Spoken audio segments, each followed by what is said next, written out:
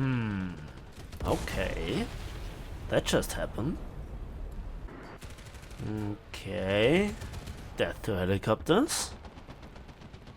Some more death to helicopters. Let's try a plane. I didn't know this tank was that good at being an SPA, to be honest. Amazing.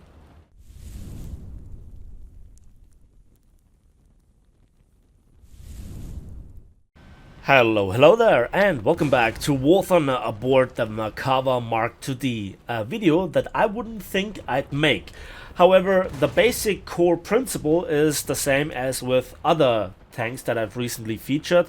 It is a premium tank of rank 6, in this case battle rating 9.3, and I wanted to give it a second chance basically, and it was surprisingly good, because the last time that I checked this tank I was not really happy playing it, especially in the light that I have to play with this tank hundreds if not thousands of battles to unlock a tech tree that consists basically of the same over and over again. There are so many Magachs and Merkavas, and they are also very similar in overall performance, that I don't think it's worth playing, because I actually personally already have played such tanks in the British and especially the American tech tree, including the reward Merkavas.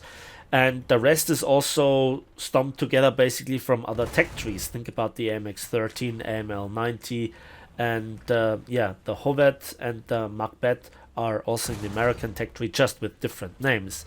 So not really that excited to play this tank.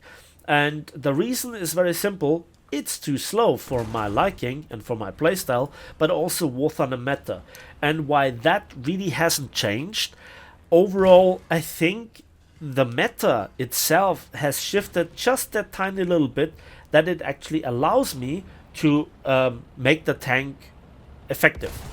So the other few things that I made was, first of all, if you realize some freezes or some frame drops in the video, this is not the editing or this is not the recording, this is how I experienced the gameplay. I checked all the drivers, checked my system, and it's fine.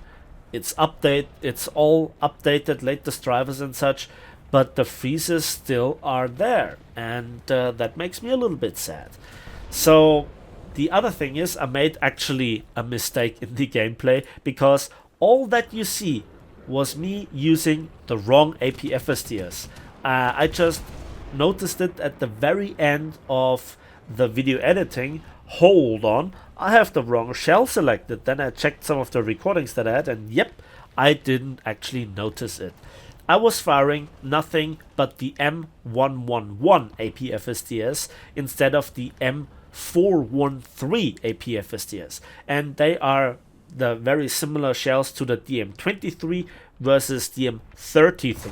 And as I have said in other videos, the DM33 is the really good performing one. With at the end of this video series, you can ramble those stats in your sleep. 408 millimeters of penetration, 236 millimeters at 60 degrees angles of attack with a muzzle velocity of 1455 meters per second. Very reliable, it has good post-penetration damage effect, and it just does the job. And yeah, I played it with the DM23 aka M111. So yeah, that one is on me, and I still made the tank work, which is just a testimony that APFSTS is the most important thing that you can have at rank 6 in combination with thermal imaging, a laser rangefinder, and a stabilizer. So yeah, that's all that you need. So simple. And I think another thing is that I gave this tank a chance. I was not expecting any miracle, and to be honest, even if I try to be as objective as possible, sometimes if you just get bad game after bad game, yeah, you then also have to put it on the tank, because is it the matchmaker that this tank has? Is it just simply the nation matching that you have to be part of? you know, that also affects the tank's performance. If you shoot all easy targets, then you obviously get a different feel from the tank and are much more reliable in what you do than if you face just harder enemies. And also I think that at the start of a patch, you know, it's always different to what you then experience just at the end of a patch. You know, the next patch is just a couple of weeks around. So yeah, the tank, I had a much better performance, but this shot, for example, that was nope, just nope. And also this scene here versus that AMX-30, I think it was, I just couldn't believe this guy not just simply outright exploding. Yeah, I had also my situations with bad luck. So let's talk about the tank. Because the usual reason is that I want to make some progress in the Israeli tech tree, where the progress is, for before mentioned reasons, really slim, and I also wanted to give the Merkava Mk.2D a second chance. And while it is not still a tank that I would love to play for thousands of battles, I think if you have purchased it, it could be worse. And is it better to buy the Shot-Kal Dalet? Well, that has to be seen. The Shot-Kal Dalet, I don't own it just yet in the Israeli tech tree or as a Israeli premium, but the Shot-Kal Dalet is even slower. And that brings me now to the stats of the Merkava Mk.2D. It is slow. Horsepower to ton ratio is less than 15. It's a really heavy tank with 66 tons. If you remove the mine protection, it's 63 tons, but still not really that exciting. Top speed is 54 kilometers per hour, and in reverse it's 10 kilometers per hour. The gimmick is the crew placement and protection, where you have spaced armor, internal armor platings, the engine and the transmission in the front of the driver and the rest of the crew, with a turret that is more mounted to the rear than compared to other Western MBT designs. The crew sits very close together, and the ammunition, all of it, is in the back of the hull, except just a couple of rounds in the first stage ammo storage. But then you have a little bit of spaced armor around the turret. There is no era, and there is no composite armor. And that means that when you are straight on facing the enemy, they just aim at your hull, pull the trigger with AP-FSDS, and AP-FSDS will most likely go through the entirety of the tank, shred your crew, and ignite the ammunition. Well, because it's War Thunder. And War Thunder AP-FSDS doesn't really care about physics, does it? So, not the greatest survivability, not the greatest armor, and not the greatest speed. What about the firepower? Well, this is where it gets interesting. First of all, we have 3 light machine guns and 1 heavy machine gun. And then all the smoke. Like, all the smoke. Even marijuana smokers can't develop as much smoke. Believe me, it's incredible. And we have actually really great gun handling and overall, you know, the usual ammunition approach. So let's go through it. For the 105mm Sharir cannon, which is a different name for L7, you have 54 rounds of total ammunition capacity, 6.7 seconds reload, 8 degrees of gun depression, 20 degrees of gun elevation, and 40 degrees of turret rotation speed, which is just outright fantastic, and 10 degrees of gun elevation speed. Now that could be better, but again, it's good enough. And that allows you to fire and aim at the enemy with great precision and reliability. You have the standard heat, standard hash, then you have a smoke shell, which is a great addition to the engine exhaust system or engine exhaust smoke system, and also your smoke grenades, of which you have plenty. You have overall 12 rounds of 66mm smoke grenade launchers and 30 rounds for your smoke grenade launchers, and you always drop 3 at once, so 2 very close and 1 really far in front of you. and so this really can annoy enemies quite a bit. And this is also in combination with the DM23 aka M111 and DM33 aka M413. And at the end of this video series, you can, and I swear this to you, say the stats in your sleep.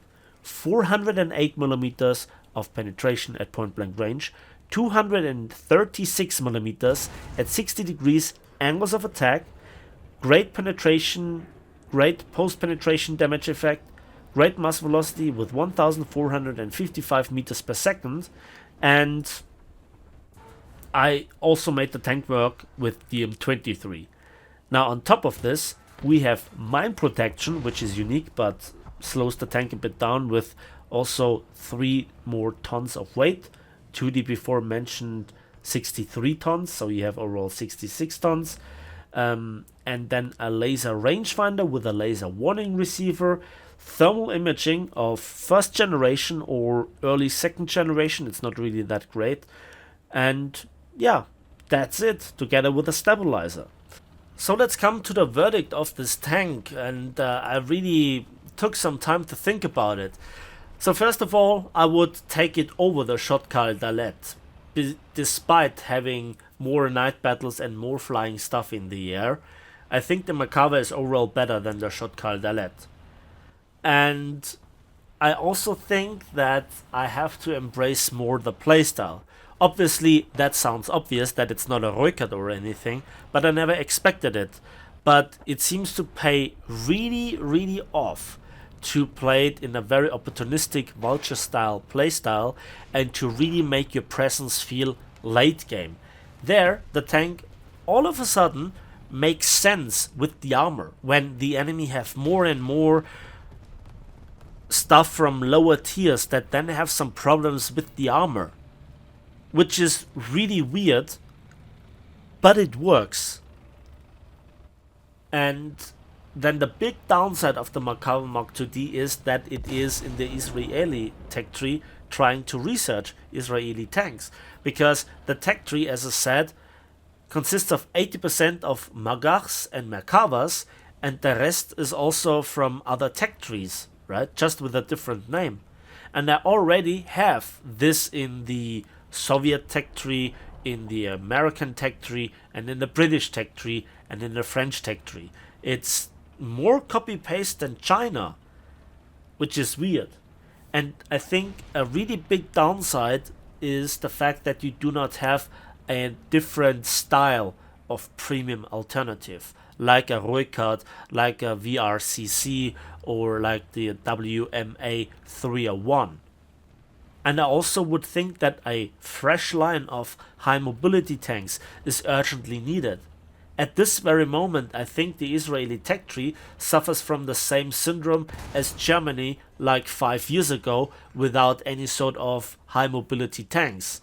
You know, when the RE251 was the only tank with a hard hitting gun at around 6.7 to 7.0.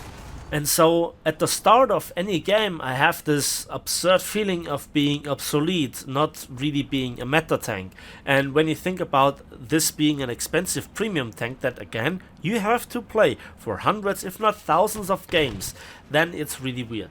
But late game, surprisingly enough, the tank shines, because many people then got killed multiple times with their best tanks being out of the match, and they only have left some lower battle rating tanks, which then all of a sudden see themselves in a disadvantage, and you have then all of a sudden the advantage of the armor. And it might not save you every single time, but you just take more punishment than really lightly protected tanks that just cannot take the punishment. And once in a while, it feels great to experience this. And just one more because it was so beautiful. Hello there. And that's it for me today. So thanks for watching. Thanks for listening. I hope you enjoyed this video. I am very interested in reading your comments. As usual, I read them all. And let me know what you think about this tank, the tech tree, and if this tank is worth it or not, and what alternative you'd like to see in the Israeli premium line. And please give this video a like if you did, subscribe if you want to see more, and as usual, we will see each other on the waves, in the skies, and on the battlefields of War Thunder.